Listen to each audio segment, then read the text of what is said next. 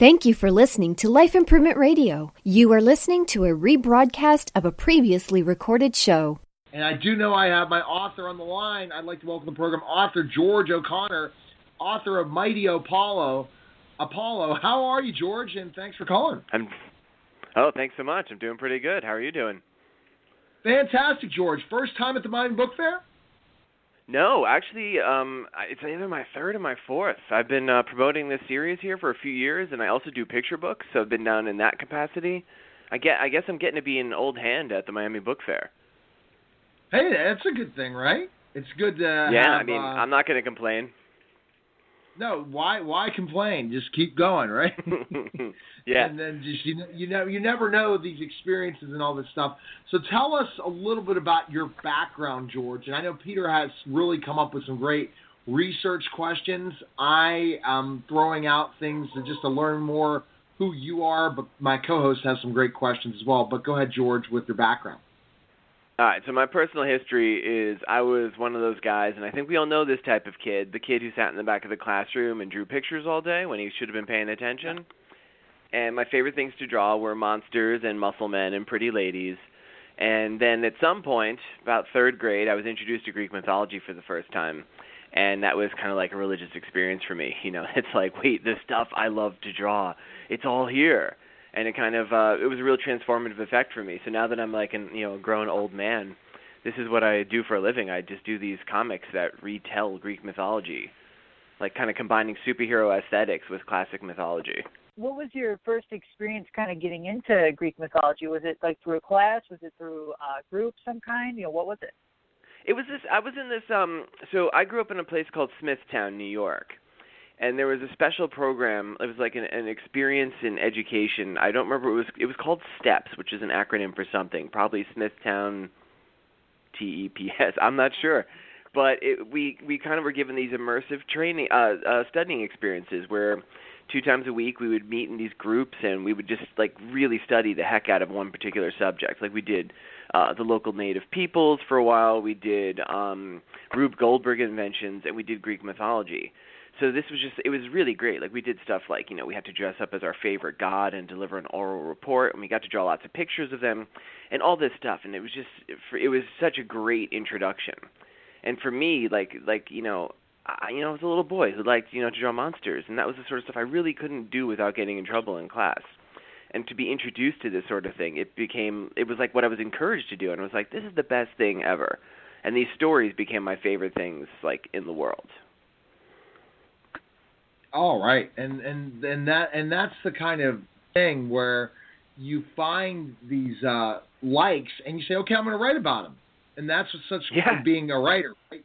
You see things that interest you, and that's the same thing for me. Is like I love interviewing certain people, but there's certain people I love so much because they were childhood favorites of mine, or they have a topic that I'd love to chat about.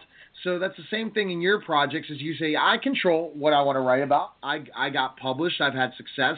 Now I can write about things I enjoy and bring it to my audience to see why I love it. Yeah, I mean, really, I kind of essentially write the books. Like, I spend my career writing the sort of books that I wish I had read when I was a kid. Like, Olympians is the series I wish existed for me. And so, yeah, I'm incredibly fortunate to be able to get to do that, to be able, like you said, to call the shots, to write about the things I like. I'm like, well, like I mentioned, I've done, like, picture books and things. Like, I'm like, this time I'm into Bigfoot. Let me do a picture book about Bigfoot or something. It's a really cool job that I have, that I can just kind of research these things and express myself about subjects I'm interested in. What would you highlight from the ones that you've either created, both either written or visual? I'm just generally curious because I'm an artist myself. So what would you highlight out of the works that you've done thus far? Oh, I mean, so it's kind of Olympians, the book Apollo, the brilliant one, which is the most recent one. It's book 8. It's going to be a 12-book series. So it's kind of like I consider each book like a modular part of the series. You can read it in any order you want, depending on which god that you like, or god or goddess you like best. So I tend to think of it a little bit as a whole. It's hard to kind of subdivide them up. I would say, though, I do have a favorite. I guess I'm like a parent that, you're not supposed to admit you have favorites. But book 3 of Olympians is about the goddess Hera, who I feel is often like very misunderstood. People are always like, oh, why do you like Hera? She's so mean to all Zeus's girlfriends. I'm like, yeah, think about that statement. That's right there. That's the problem. So I did this book. It was called Hera, the Goddess in Her Glory. And I don't think it's so much the artwork that makes that my favorite one, as I feel like as a person who both writes and draws his own work, I'm a little bit more secure on the drawing side of things. And what I wanted to do with the story, the writing portion of Hera, was a little bit trickier than I knew for sure I could pull off. And when I did, and I feel like if I may toot my own horn, I feel like I did a very successful job of what I set out to do with that book. It was such a great feeling because I had grown as a writer doing that one. So that's the one I normally will single out as like, hey, you want to check out one of my books or one thing to get special treatment? That would be the one. Wow. I tell you that's interesting. So let's talk about the project now. Let's talk about your latest book. Okay, so the latest in the series, it is Apollo, the Brilliant One. And, we kind of have like this modern day like shorthand of how we think of the gods, if we think of them at all, the ancient Greek gods. A lot of them are, the average person couldn't tell you anything about them. But Apollo, people tend to think he's the god of the sun. And that's kind of true. In later antiquity, he kind of took over as being the god of the sun from Helios, who was the original Greek god of the sun. But his original character is a lot more nuanced than that. He's actually much more of a god of like artistic inspiration, and he was actually the god of plagues and healing. And he was the god of light more so than he was just the god of the sun, if there's a distinction to be made there. Think of it more in terms of like illumination or inspiration, more so than just plain old like, you turn on a light bulb, which of course, the Greeks didn't have. And he's also his character is really fascinating because I think we probably tend to think of him as just like the smiling, beautiful god, but he has this surprisingly cruel streak. And I would have to say that this book, Apollo the Brilliant One, it's probably the darkest so far in my series because I really wanted to explore this. He's often considered the most Greek of the Greek gods. And he has this really pronounced cruel streak that goes throughout all of his stories. And to tell his story, because he is a god of inspiration, particularly artistic inspiration, I have that story. It's narrated by the 9 muses, which you've heard of the muses, right? Yes. Yeah, like, it's where we get like music and stuff from. And so they each take turns telling stories about Apollo in the art form that they are associated with. So, like, for instance, one of the stories is actually told in pantomime, and some of them are told in rhyming couplets. It depends on... It was an interesting writing challenge for me to do this thing. Writing this book was a pretty intense experience. Gotcha. Sounds like it. Sounds like a definitely intense experience. Go ahead, Peter. Yeah, so I was just curious because I know there's so much history and so much mythology to cover. What's your major struggle that you had, and how did you get over that to either like get inspiration or to put it out there the way that you want it to be showcased? That's a really good question. Because this is the 8th book in a series, when I set out to begin the series, I wrote like a plan for what each of the books would do. And as I mentioned this before, I kind of had this lofty ambition. It was like, it's being narrated by the muses, and each of the stories is going to be told in a different way. And sometimes like putting like creative limits, or not limits, that's the wrong word. Creative, boundaries? Yeah, that's a much better word.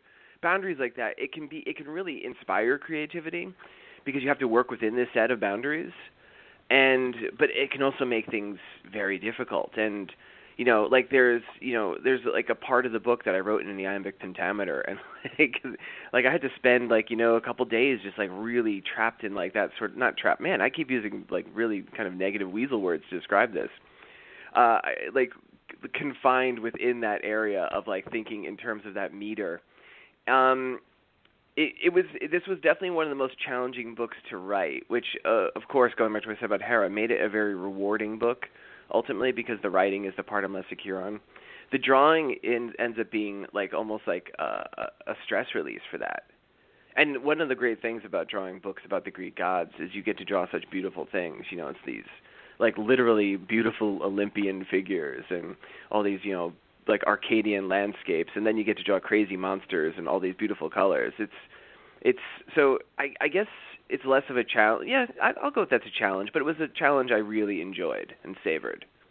I definitely can relate as an artist myself. I do art despite my visual impairment, so I do all sorts of different artworks, both in the world and unrealistic as well. So I can totally connect with you there. Yeah, and it could be a great stress relief, right? Yeah. If I need to calm down, I will draw. That's my meditation. Definitely. Absolutely. Okay, best place we can find information on you, purchase your book, and learn more about you. Where can we go? Okay, so the official publisher website for my series is olympiansrule.com. You can also check out my personal information at georgeoconnorbooks.com, or you can find me on Instagram, which is @thegeorgeo'connor. And as far as where you could buy my books, I'm pretty fortunate in that they're available just about anywhere. Your local comic shop, your local bookstore, your local, giant conglomeration of bookstores, just about any place that sells books should have Olympians. Awesome. Well, Gotcha. Thanks for stopping by. Thanks for providing such information. Continued success, and enjoy the festival, okay? Oh, yeah. Thank you guys so much for having me on. This was so fun. Yep, Take care. problem. Okay. All Good right. talking, George. Bye. Okay, bye-bye. You're listening to Author's Corner, powered by Life Improvement Radio, live from the Miami Book Fair, and we'll be back in just a moment with another exciting guest. Thank you for listening to Life Improvement Radio. The views expressed by show hosts or their guests are their own and shall not be construed in any way as advice from Life Improvement Radio. We make no recommendations or endorsements for radio show programs, services, or products mentioned on air or on our website. Personal perspectives expressed by the producers, writers, or editors will always be presented as such. Any rebroadcast or retransmission without the expressed written consent of Life Improvement Radio is strictly prohibited. Thanks for listening.